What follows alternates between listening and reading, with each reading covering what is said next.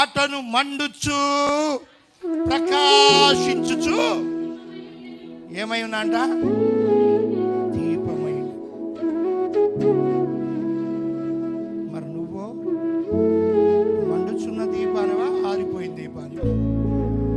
ఆరిపోయిన దీపంగా బతుకుతున్నావేమో.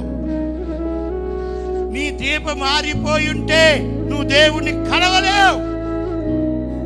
ఆరిపోయిన దీపం అంటే ప్రార్థన జీవితం లేని నీ జీవితాలు, ప్రార్థన లేని బ్రతుకులు, ప్రార్థన లేని ఆత్మ జీవితాలు నిష్ప్రయోజనం.